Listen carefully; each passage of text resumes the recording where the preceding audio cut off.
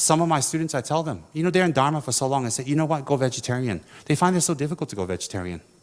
Do you know why they find it difficult to go vegetarian? Because their karmic habituation for negativity is extremely strong. And they shouldn't be proud of it, because that will lead them to lower depths in the future. You can't even go vegetarian because you're so attached to eating corpses. You can't even go vegetarian. Never mind talking about compassion, benefiting sentient beings, transformation, attainments. What? Don't eat corpse. Don't eat corpse. Why is that so hard? Then you give excuses, you give validations, you go on and on. The Chinese New Year, and you go for friends, family. You make all kinds of excuses that you can eat meat. I'm giving you an example. Why? The meat's not the problem. The problem is you. That you yourself have so much negative karma that it forces you to justify negative action. That's all it is. Oh, I can't eat vegetarian. I want meat. You better recite more Tsongkhapa. Yeah, you should be ashamed.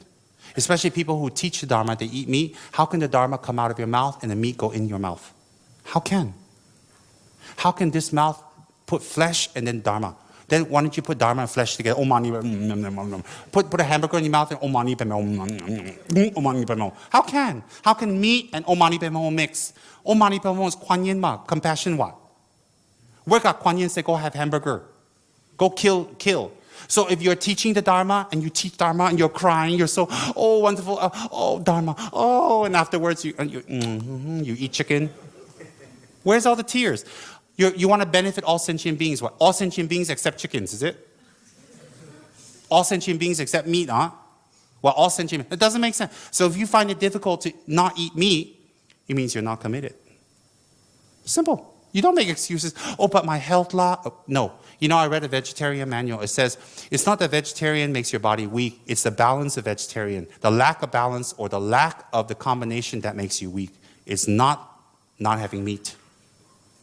So remember, here's the hamburger. Here's your lungs and the mantra, Om Mani Padme Hum. Does that make sense? Does that make sense to anybody? Look, so what? You have the power to bless the meat. He take good rebirth because of you. Then you go to the zoo and recite mantras to all the animals. You don't have to eat them to bless them. You shouldn't eat meat. Not because you're a bad person, because we have so many things to eat. I'm a vegetarian. Look, I'm very healthy. Vegetarian I promote is just one. There's much more. That's not our only focus. There's much more. So therefore, what I'm focusing is not the vegetarianism. I'm focusing on our mind, how it tricks us to do things. That's all it is. It just tricks us. So if we do miksema, we purify the negative karma that fuels negative thinking.